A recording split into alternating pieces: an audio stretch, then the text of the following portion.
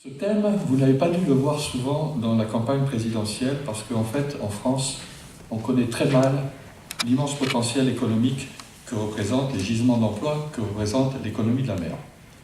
Pour commencer, que dit-on lorsqu'on parle des succès de l'économie française? Que dit-on dans l'aquarium pro Macron, à la télévision ou ailleurs?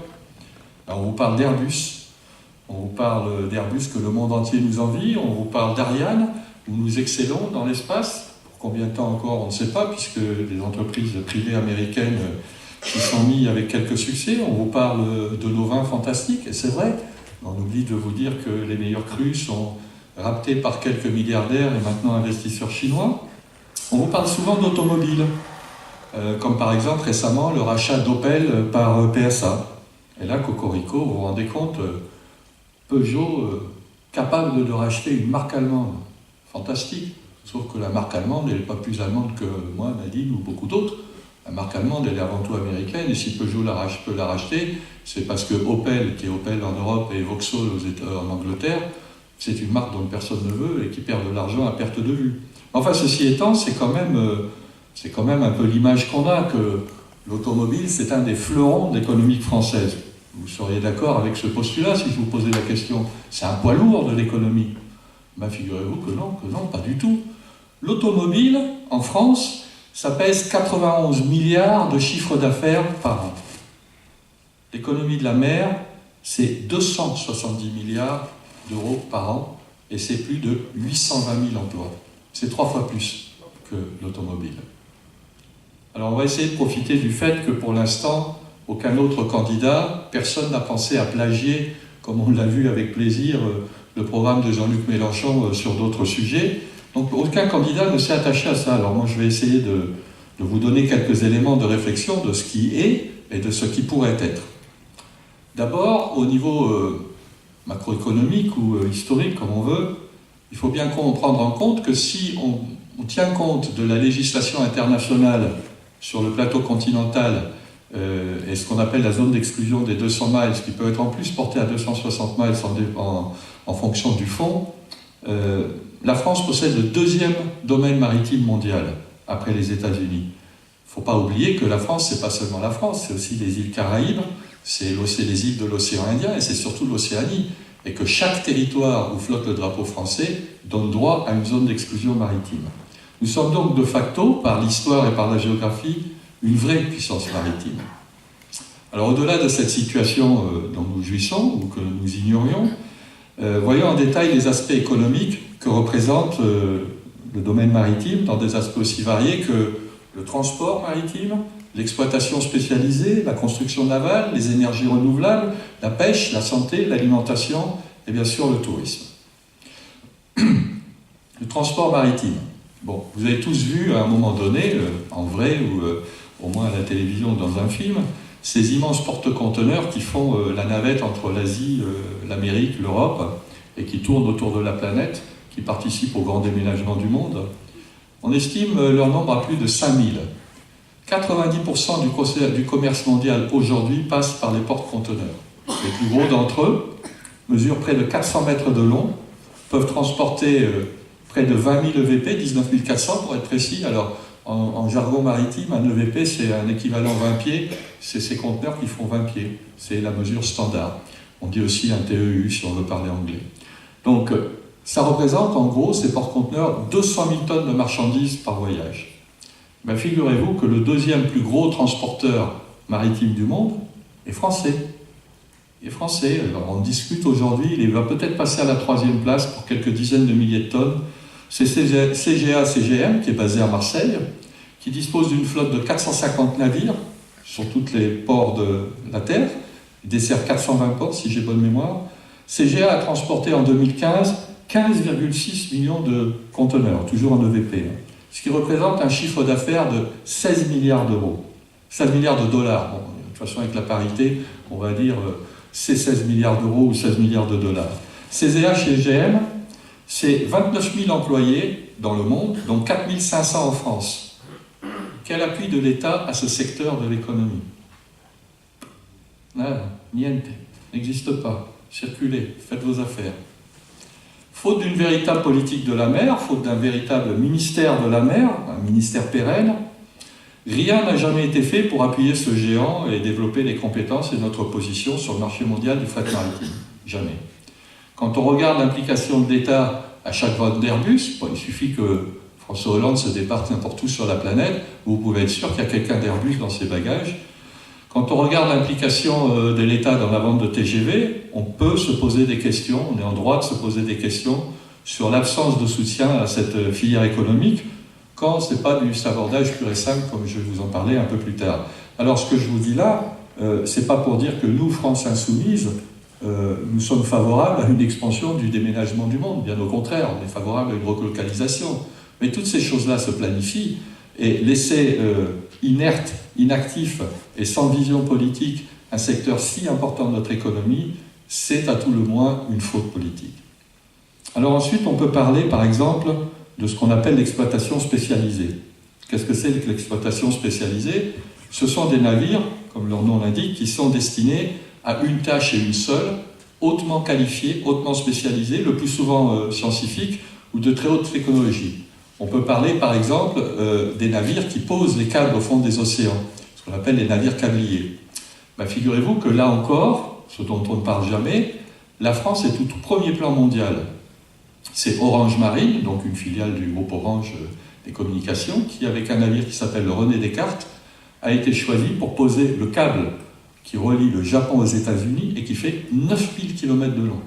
Imaginez la technologie qu'il faut, le savoir-faire, les ingénieurs, les études, pour poser un câble de 9000 km de long en continu, en passant à travers les fosses marines du Pacifique. Ce navire, c'est un navire français, et des navires câbliers, nous en avons 8 sous pavillon français. On peut faire cocorico, mais on s'en désintéresse. Dans le même domaine des navires spécialisés, vous avez aussi une société cotée en bourse, dont on entend très peu parler, qui s'appelle Technip. Technip est spécialisé dans la pose de pipelines sous-marins. Ils ont 18 navires qui posent des pipelines au fond des mers. Alors je ferai peut-être un bémol au niveau de Technip, parce que bien qu'ils soient français, bien que ce soit une société française, malheureusement, ces navires sont engagés sous un pavillon étranger qui est celui des îles Marshall. Mais ça, c'est lié à la fiscalité extrêmement complexe du domaine maritime. Alors vous avez ensuite un autre domaine de navires spécialisés, et ça parlera beaucoup plus, c'est la COMEX. La COMEX, on dit souvent, c'est les héritiers de Cousteau. La COMEX, c'est la société pionnière au niveau mondial en plateforme, en plongée profonde. Ils sont capables de plonger sur notamment des plateformes pétrolières jusqu'à moins 300 mètres avec des moyens humains. Toutes ces spécialités, comme vous vous en doutez, j'imagine, n'emploient que des personnels hyper qualifiés pour produire des services à très très haute valeur ajoutée. Et toutes ces technologies, vous l'aurez compris, elles travaillent dans des domaines d'avenir, pas dans des impasses technologiques, dans des domaines où on innove sans cesse, où la compétition et les besoins se renouvellent sans cesse. On peut aussi envisager quelque chose de très important qu'il faudra bien faire un jour, c'est la dépollution des océans. Vous avez ce 8e continent, qui est grand comme 6 fois la France, de déchets plastiques qui flottent, qui est là, qui pollue, qui tue, qui asphyxie l'océan, mais qui est source de matières premières et qui est source d'énergie, et qu'il faudra bien un jour encore traiter. Donc de nouvelles possibilités d'exploitation pour les navires spécialisés. On peut aussi parler des navires qu'il faut construire pour alimenter des fermes piscicoles dont on va parler tout à l'heure. Tous ces navires, il faut les construire, effectivement. Et là encore, ça nous amène à la construction navale. On tombe dans un domaine d'excellence de la France qui est totalement méconnu. La construction navale, on a au moins 3 domaines d'excellence. D'abord, les chantiers de l'Atlantique à Saint-Nazaire, ce qu'on appelle STX. STX, on a construit d'abord le Queen Mary 2, qui était quand même un beau défi technologique, mais depuis on a fait mieux. On a construit le Harmony of the Sea. Harmony of the Sea, on peut penser ce qu'on veut des bateaux de croisière, de leur utilité ou quoi, là, n'est pas la question, c'est pas le sujet. Le sujet, c'est notre capacité technologique à produire de la valeur ajoutée et à fixer des emplois. Le Harmony of the Sea, c'est le plus grand bateau du monde, 6300 passagers, plus 2000 membres d'équipage, plus de 8000 personnes embarquées sur ce navire. STX ne construit pas que des paquebots. STX construit aussi des ferries, construit des navires militaires, des navires de recherche océanographique, toutes sortes de navires à haute technologie.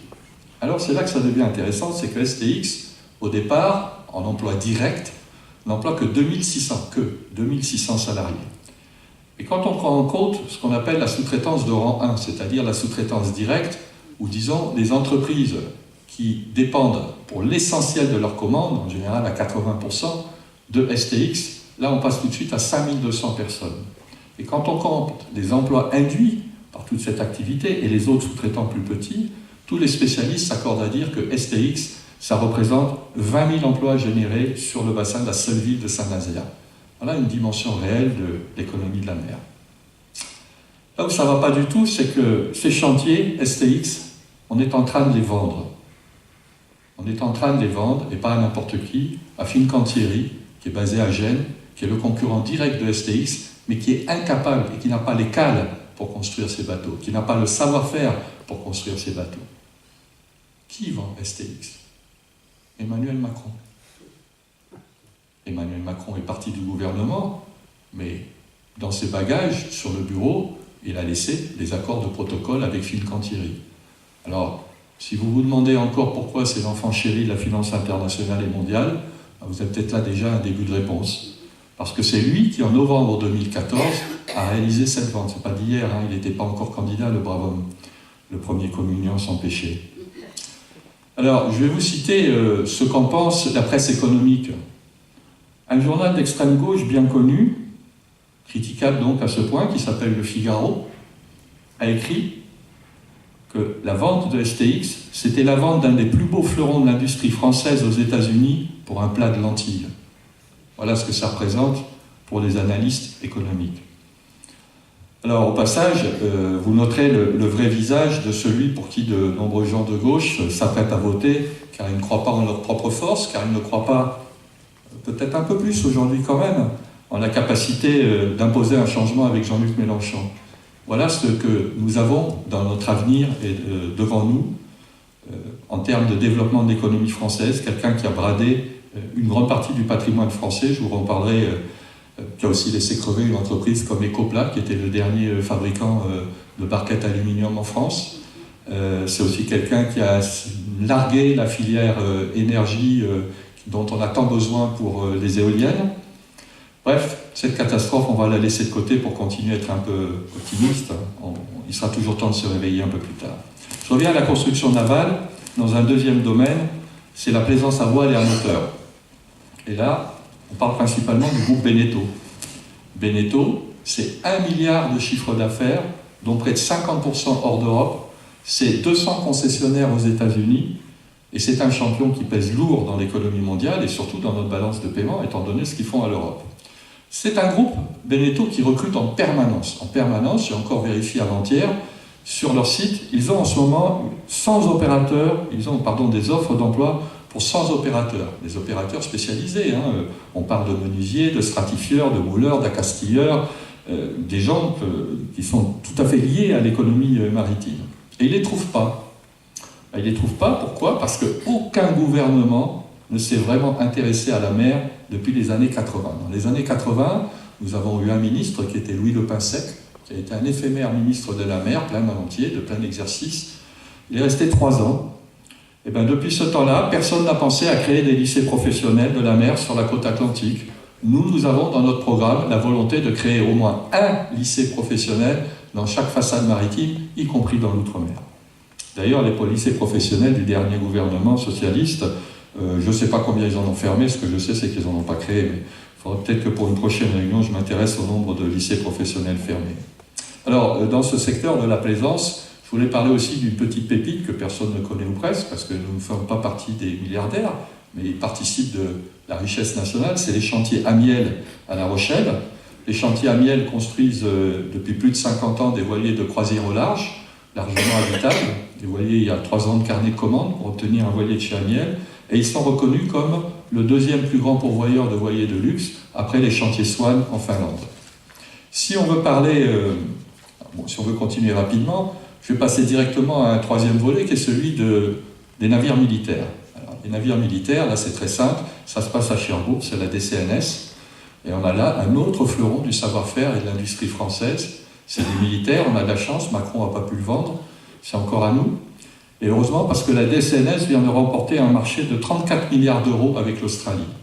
Un marché de 34 milliards d'euros sur la construction de navires spécialisés, en l'occurrence des sous-marins, ça représente de 3 000 à 4 000 emplois directs sur une période de 50 ans. Si vous comptez encore une fois les emplois induits, parce que qu'est-ce que c'est qu'un emploi induit? Quand quelqu'un trouve un travail à Cherbourg et qu'il n'habite pas Cherbourg et qu'on lui a un contrat en CDI, ben il s'installe, donc il loue, il a une voiture, la voiture il faut l'entretenir, de temps en temps ben, il faut aller chez le coiffeur, il faut aller chez le médecin, c'est ça les emplois induits, c'est tout ce qui tourne autour, l'emploi créant l'emploi. Et dans l'économie de la mer, j'aurai l'occasion d'y revenir, les spécialistes s'habituent à dire qu'un emploi direct égale minimum 2 emplois induits. Alors, ce savoir-faire, il convient de le sauvegarder, il convient de ne pas le dilapider, et puis il convient aussi de savoir résister aux pressions extérieures. Parce que ce n'est pas le tout de savoir faire quelque chose, il faut aussi assumer de le vendre. Rappelez-vous du Mistral. Mistral, c'était 1 milliard d'euros. 1 milliard d'euros dont la vente a été annulée sous pression des Américains au moment de la crise.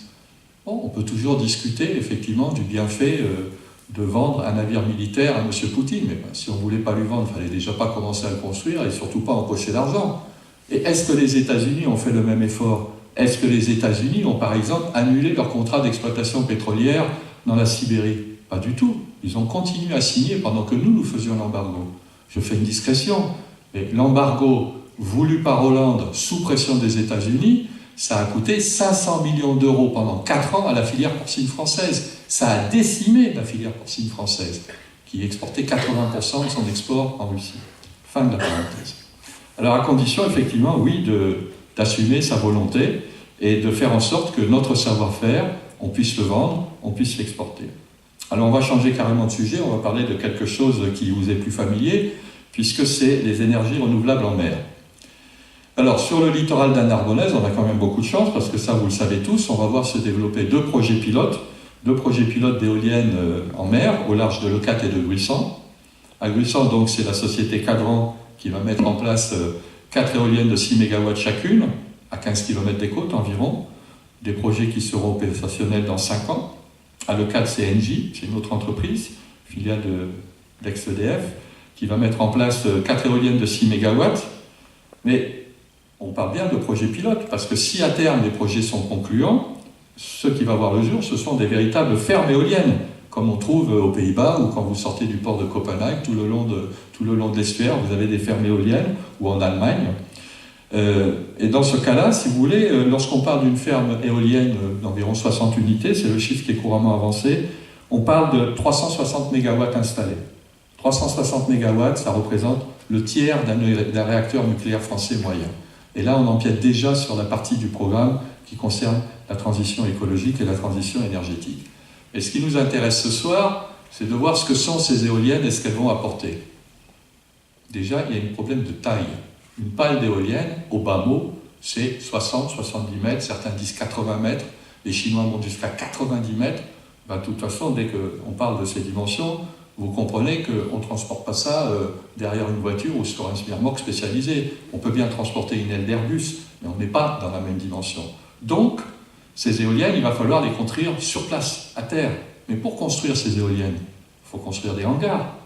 Pour construire des hangars, il faut faire des terre-pleins, il faut faire des routes, il faut améliorer les zones de sécurité. Et puis ensuite, les éoliennes, il faut poser des câbles sous-marins, il faut les raccorder, il faut mettre les transformateurs, il faut faire fonctionner l'ensemble. Et là, on voit que c'est toute une nouvelle économie qui est en train de surgir à partir de rien. Aujourd'hui, vous regardez la surface de la mer, il n'y a rien. Demain, on a là un gisement d'emploi colossal. Ces gens, il faut aussi les nourrir, il faut les loger, ils vont aller chez le coiffeur. Et il y a un livre spécialisé qui fait référence en France, je vous le montre. C'est ce livre. La mer et notre avenir, c'est de Jean-Marie Biette. Jean-Marie Biette, c'est un journaliste chargé du secteur mer dans un journal qui connaît bien le sujet, c'est Ouest France, et c'est très directement, et on ne s'en cache pas, celui qui a été, à travers ses conversations et ses travaux avec Jean-Luc Mélenchon, l'inspirateur direct de l'ossature de notre programme sur la véritable révolution économique qui se mettra en place avec l'économie de la mer. Je vais juste mentionner, pour ne pas faire trop long, que ce n'est pas seulement les éoliennes, c'est aussi les hydroliennes, c'est-à-dire ceux qui se situent sous la mer. L'hydrolienne, considérer qu'il y a des courants sous-marins, c'est ni plus ni moins qu'un moulin qui fonctionne de manière sous-marine. Ce n'est pas une technologie très nouvelle, il en existe, on est installé en Angleterre depuis la fin de la Deuxième Guerre mondiale, vous en avez à Pâles, vous en avez à Rouault, enfin bref, il y a beaucoup de recherches à mettre en place. Mais là où ça devient intéressant, c'est qu'il y a une étude qui dit que la France disposerait, et je lis, de 20% du potentiel européen en matière d'exploitation possible d'hydrolienne. Et là, ça devient très intéressant, c'est que cette étude, c'est EDF qui l'a fait. Et quand on sait la mainmise, la poigne serrée sur le nucléaire que tiennent tous les polytechniciens et mines, X-Mines, dans la direction d'EDF, on peut supposer que si Jean-Luc Mélenchon reprend ces chiffres de 20%, ils sont largement fiables. Dernière piste d'avenir pour ce qui concerne les énergies renouvelables en mer, c'est la géothermie.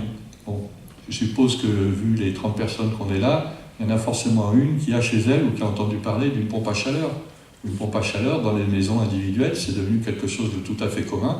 C'est une machine qui prend les calories froides et qui les transforme en calories chaudes, voire l'inverse. Dans la mer, on peut faire la même chose.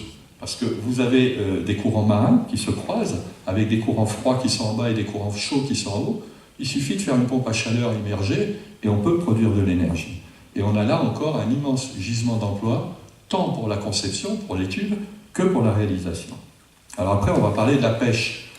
Bon, je ne vais pas vous en parler beaucoup, parce que ça, la pêche, vous vivez sur le littoral, vous en avez une bonne idée, mais il y a quand même deux petites notions que je voudrais situer dans cet entretien. Il faut savoir qu'en 2013, pour la première fois dans l'humanité a consommé plus de poissons d'aquaculture que de poissons de pêche. 2013, ça a été un tournant.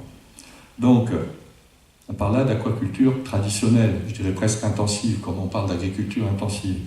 Mais il reste à inventer l'aquaculture biologique. On commence à trouver du poisson biologique, parce qu'il n'y a pas de raison que les problèmes de santé qui nous occupent tous à travers la malbouffe qu'on trouve sur les étalages, on ne s'y intéresse pas aux poissons, voire d'ailleurs les méventes du poisson norvégien, du saumon norvégien, depuis que les écologistes norvégiens ont montré ce qu'était la réalité du traitement aux pesticides et aux antibiotiques de la pêche. Alors il y a ça, et puis il y a aussi le fait qu'en France, nous avons 1700 navires qui ont déjà plus de 35 ans, qui sont donc des navires qu'il va falloir tôt ou tard réformer et qu'il va falloir reconstruire d'une autre manière pour un autre type de pêche.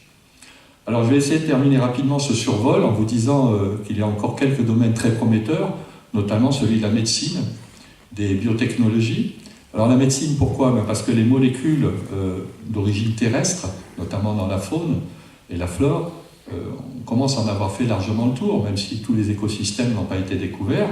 Mais par contre, ce qui est intéressant, c'est de savoir que dès aujourd'hui, vous avez déjà des médicaments qui sont commercialisés, donc qui ont passé tout le stade de la recherche et de la mise en service, comme par exemple un antiviral qui est très utilisé, qui s'appelle le Zovirax, qui est un médicament contre l'herpès et les infections oculaires, et qui est tiré à partir des algues.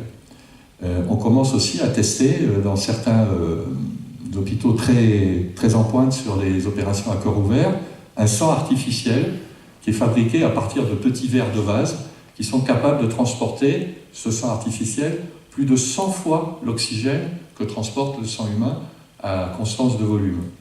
Et puis aujourd'hui, on sait faire du plastique avec des algues. Donc on cultive des algues. Et quelque chose qu'on ignore totalement, on cultive des algues pour les protéines, on cultive des algues pour se nourrir donc, mais aussi pour faire du plastique. Mais écoutez, l'algoculture en France, c'est déjà 1000 emplois. C'est tellement confidentiel, mais ça existe. Il faut simplement qu'on s'en occupe. Alors, j'ai essayé de vous brosser un panorama de ce que sont toutes ces possibilités de l'économie de la mer. Et s'il fallait conclure, je dirais un bilan très contrasté, parce qu'on a à la fois de grandes raisons d'espérer, mais de grandes raisons d'être quand même très en colère quand on a plusieurs millions de chômeurs sur son territoire et qu'on voit cette situation. Pourquoi des raisons d'être en colère ? À cause des choix politiques. Vous pouvez, vous tous qui êtes dans la salle, à n'importe quel moment, ce soir, en rentrant chez vous, sortir votre carte bleue et acheter une photo de n'importe quelle surface, n'importe quel endroit de la surface de la Lune, même la surface cachée. Tout est disponible sur Internet. Et pourtant, le budget du CNES, qui est notre centre national d'expérimentation scientifique, c'est-à-dire le budget du Brain Trust français sur les questions d'espace, il est 10 fois supérieur à celui d'Ifremer. Rien n'est fait pour la recherche concernant la mer. Ifremer, c'est l'institut qui est basé à Sète, entre autres, et qui s'occupe de la recherche maritime. Et ces 40 dernières années, nous avons eu un ministère d'à peu près tout en France. Rappelez-vous, nous avons même eu un ministère du temps libre, vachement important, un ministère du temps libre. Par contre, comme je vous l'ai déjà dit, un véritable ministère de la mer, nous ne l'avons eu qu'une fois, de 81 à 83. Et ça met en colère. A contrario, bien sûr, les raisons d'espérer, c'est le fait que, je n'ai même pas parlé de l'économie touristique, c'est que les gisements d'emplois qui existent, l'économie touristique, je ne vous en parle pas, hein, tout ce qui découle des hôtels, des campings, de la restauration bord de mer, etc., qui est pourtant importante sur notre territoire, mais les gisements d'emplois qui sont à notre portée, ils vont aller en s'accroissant dans l'avenir, pour une raison simple, c'est que d'ores et déjà aujourd'hui, la moitié de l'humanité vit à moins de 100 km d'une côte. La moitié de la population terrestre vit à moins de 100 km d'une côte. Et l'économie de la mer, telle que nous la détaillons dans notre programme, c'est 600 000 emplois. Alors ces 600 000 emplois, réfléchissez-y, regardez par rapport à toutes les promesses fumeuses qu'on peut vous faire par ailleurs, si ça ne vaut pas le coup que quelqu'un les porte réellement au gouvernement et dans son programme. Et pour ça, je dirais comme Nadine, votez Jean-Luc Mélenchon et demandez-nous des comptes. N'ayez pas confiance en nous, ayez confiance en vous et contrôlez-nous. Merci.